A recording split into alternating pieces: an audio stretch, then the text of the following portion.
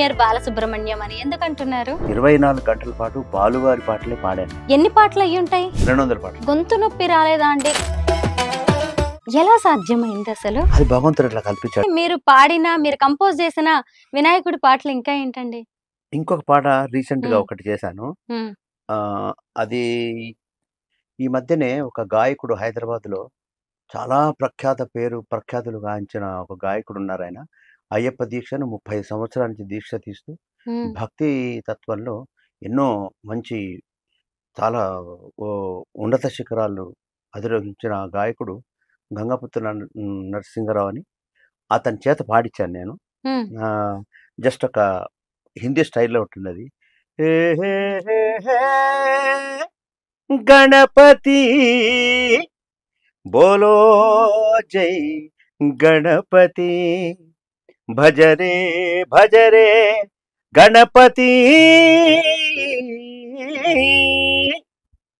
గణపతి హే గణపతి హా గణపతి హే గణపతి బుజ్జి బుజ్జి గణపతి మా బుజ్జ గణపతి భోలోనాథ గణపతి భజనాథ గణపతి భజనాథ గణపతి చిట్టి చిట్టి చేతులతో మట్టి తెచ్చాము చిట్టి చిట్టి చేతులతో మట్టి తెచ్చాము మట్టిని తెచ్చి గణేశ నీ నీ గుడిలో నిలిపాము మట్టిని తెచ్చి గణేశ గుడిలో నిలిపాము గణపతి గణపతి బుజ్జి బుజ్జి గణపతి మా బొజ్జ గణపతి బోలోనాథ గణపతి భజనాథ గణపతి గణముల అధిపతి ముల్లోకాలను ఏలంగా నలుగు పుండిలో పుట్టిన సురపతిలో దొండమయ పువ్వులు కాయలు ఆకులతో పూజలు చేశాము ధూపం దీపం మాలలతో హారతి ఇచ్చాము ఏకదంత దండాలయ్యా ఎలుక వాగన ఉండ్రాలయ్యా మా ఇంట వెంట ఉండాలయ్యా గౌరీపుత్ర జయ జయలయ్యా గౌరీపుత్ర జయ జయలయ్యా గణపతి ఏ గణపతి బుజ్జి బుజ్జి గణపతి మా బొజ్జ గణపతి బోలోనాథ గణపతి భజనాథ గణపతి. బాగుందండి, అద్భుతంగా ఉంది. దీన్ని త్వరలో హిందీలో కూడా చేయబోతున్నాం. ఇప్పుడు ఈ 2 పాటలు రాసిన ఒక కవయిత్రి కూడా, ఆవిడ పేరు డాక్టర్ తంగిళ్ళ శ్రీదేవి రెడ్డి గారు. చాలా బాగా రాశారు ఈ 2 పాటలు. ఇప్పుడు మనం పాడిన సంస్కృత పాట ఏమో మౌర్యులు రాసినది. బాగుందండి. మీ పూర్తి పేరు తెలుసుకోవాలనుంది. పూర్తి పేరు వచ్చి నా పేరు మధు బాపు శాస్త్రి. మధు బాపు శాస్త్రి గారు. మరి మిమ్మల్ని మధు బాలసుబ్రహ్మణ్యం అని, జూనియర్ బాలసుబ్రహ్మణ్యం అని ఎందుకంటున్నారు? ప్రేక్షకులు చెప్పినట్టు 2008 సంవత్సరంలో 24 గంటల పాటు బాలుగారి పాటలే పాడాను నేను. అంటే నాతోటి సహగాయకులు గాయని అందరు కూడా ఎంతోమంది ప్రోగ్రాం చేశారు. కానీ అదేంటో నాకు ఆ ఒక ఆలోచన కలిగి కేవలం బాలసుబ్రహ్మణ్యం గారి పాటలే ఒక రోజు మొత్తం పాడాలని సంకల్పం కలిగింది. ఆ సంకల్ప దీక్షలో అప్పుడు నా ప్రోగ్రాంకి బాలుగారు ముఖ్య అతిథిగా వచ్చారు. సుశీలమ్మ గారు 2 రోజులు వచ్చారు. మన ఒక ఇండియన్ అడ్మినిస్ట్రేషన్ ఐఏఎస్ ఆఫీసర్గా తిరుమల తిరుపతి దేవస్థానం సేవలు అందించిన పూర్వ కేవి రమణాచారి గారు ముఖ్య అతిథిగా వచ్చారు. అందరూ ప్రోగ్రామ్ చేసి సక్సెస్ చేశారు. బాలు గారు చివరి కార్యక్రమంలో వచ్చారు. అప్పుడు ఆయనకి ఏమిటంటే ఆయనకు ఒక డౌట్, ఇతను పాడాడా లేదా. మాకు సాక్ష్యము జేకే భారవి గారు. 24 గంటలు పాడడం అంటే మాటల. మా పక్కన సాక్ష్యం జేకే భారవి గారు, రామదాసు అన్నమయ్య స్క్రిప్ట్ రైటర్. ఆయన 2008 డిసెంబర్ 21 మార్నింగ్ వచ్చి 2008 డిసెంబర్ 22 7 o'clock పోయేంత వరకు నేను పాడుతూనే ఉన్నాను.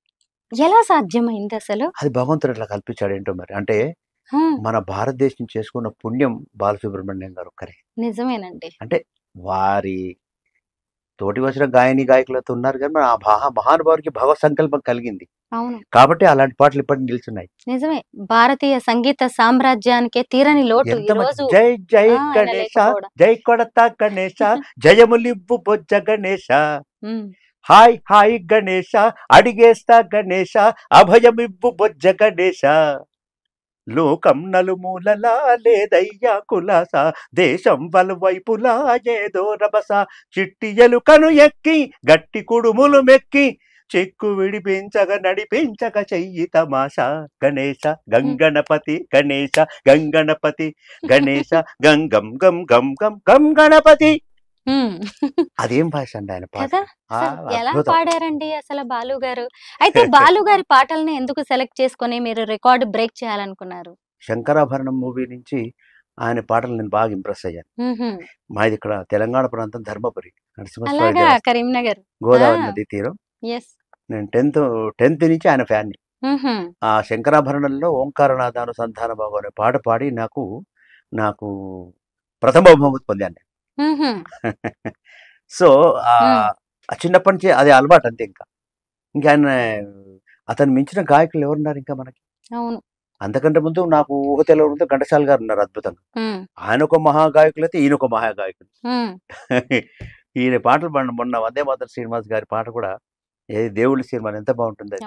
ఏది మన జయ జయ శుభకర వినాయక శ్రీకాణి పాకవర సిద్ధి వినాయక, ఆ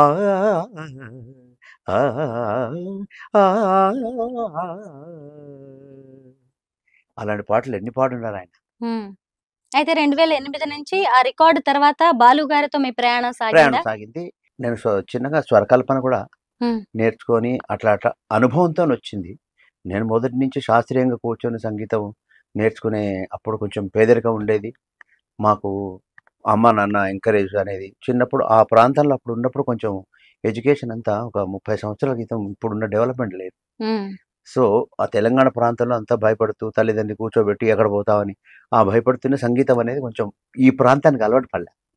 ఈ హైదరాబాద్ నుంచి ఇటువైపు పోతా ఉంటే బాగా సంగీతం అలవాటు. వరంగల్ అనుకోండి, ఖమ్మం అనుకోండి, సో ఇటువైపు అంతా కొంచెం దూరం ఉండేది. దాని ప్రభావం వల్ల మేము నేర్చుకోలేకపోయాను, ఆర్థికంగా వెనకబడి ఉండి.